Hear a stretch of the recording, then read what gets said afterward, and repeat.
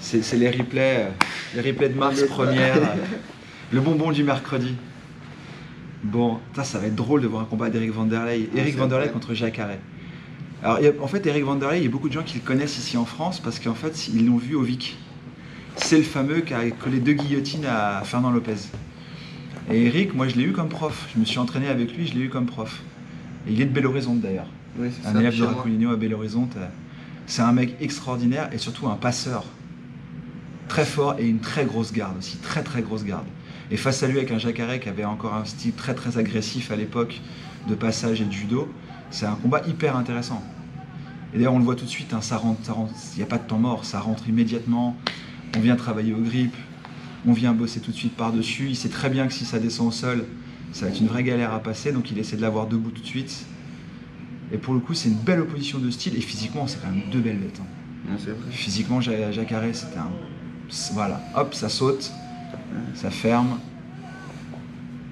Et Eric, il combattait en middle heavy, mais c'est un middle heavy qui était au taquet de la catégorie. Toi, tu t'es entraîné avec lui? Non, jamais. Jamais. J'ai regardé le combat juste sur les YouTube, mais jamais j'ai croisé avec lui.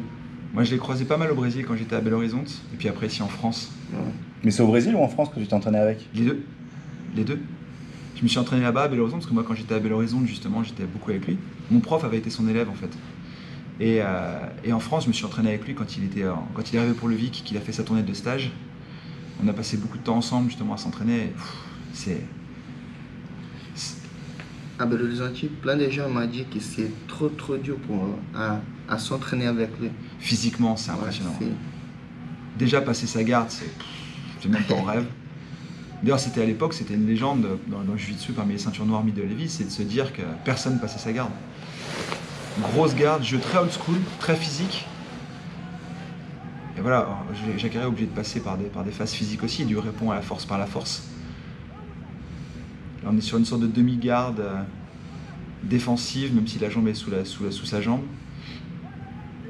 Et là, il va attendre pour le sweep de demi-garde, pendant que Jacare va essayer de lui faire rentrer genou en avant. Ouais, mais c'est une slice là avec la grippe sur les mains, c'est dur aussi. Hein. C'est difficile parce qu'il ne peut pas venir faire le sgrim.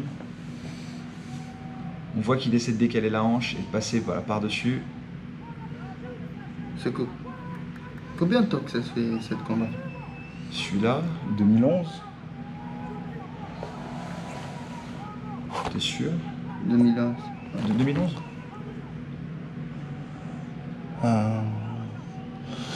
Je sais pas, ça me paraît plus vieux, moi. Quand j'ai commencé le jiu-jitsu, 2011. Non, mais je pense que c'est avant.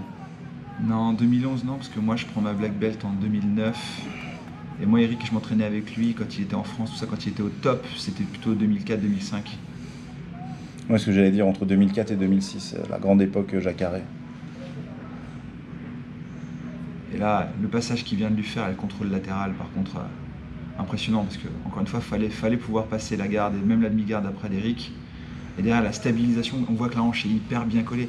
D'ailleurs, c'est un cas d'école à montrer. Finalement, il ne vient pas lui labourer le menton, il ne vient pas lui labourer avec l'épaule. Il a la hanche qui est basse, collée, le pied d'appel de la power leg qui est prête à bouger, le genou se resserre dès qu'Eric commence à monter.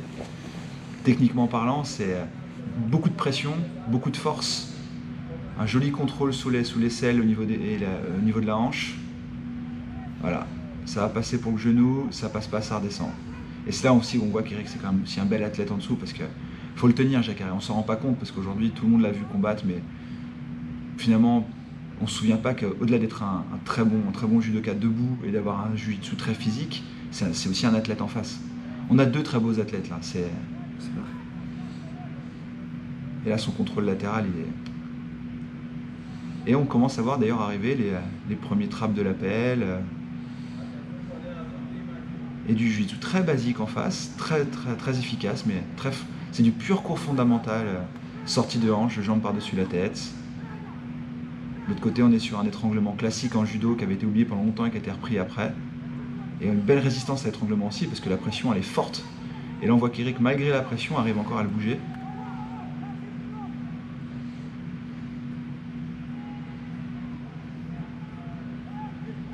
Et ils ont besoin de temps de récupération. Hein. On le voit, là c'est même pas qu'ils stabilisent, c'est qu'il faut respirer. Des deux côtés, ils ont besoin de respirer. La moindre erreur va se payer cash, donc il faut... Tu connais ça? Être en dessous, attendre. Tranquille, tranquille, regarde le tempo.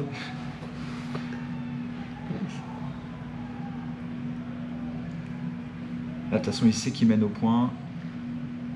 Mais malgré tout, il n'est pas en train de bloquer, il est quand même en train d'essayer d'avancer pour finaliser. Là, que du basique, contrôle dans le col, jambe par-dessus, l'appel, jambe par-dessus.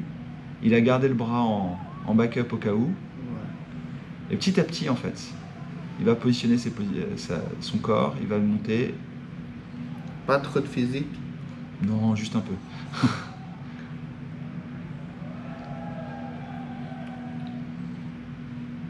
Ce qui est intéressant, c'est sa rapidité de hanche. Il arrive à passer en zone basse et en zone haute à une vitesse pas croyable.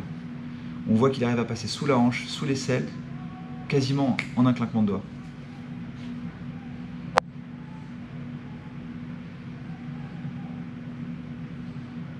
Et là, ça commence à fatiguer. On sent que le physique commence petit à petit à ralentir du côté d'Eric. Il va garder un appui, mais ça commence à être dur. Là, l'étranglement, il est bien enclenché. Et c'est trop tard. Non, c'est une belle construction de soumission. Il a bien pris son temps. Et encore une fois, il faut rendre hommage à Eric en face parce qu'on a deux très beaux athlètes. Donc, et beaucoup de respect à la fin, mais ils se connaissent depuis très longtemps. Bien. Pour le coup, le circuit était beaucoup plus réduit qu'aujourd'hui sur les Black Belts. Donc, Et attends, je vérifie juste l'année. Si c'est précisé. 2004. 2004, c'est ça hein. Ouais. Ouais, parce que 2004, il a dû venir en France. Bah, il est venu quand. Attends, tu parles de. Ouais, tu parles de. Le VIC, je crois qu'il vient en VIC 2. Ça doit être 2007, non? 2006, 2007. 2007, je crois que le premier avec Jacques Arrest c'était 2006. Ouais, c'est ça.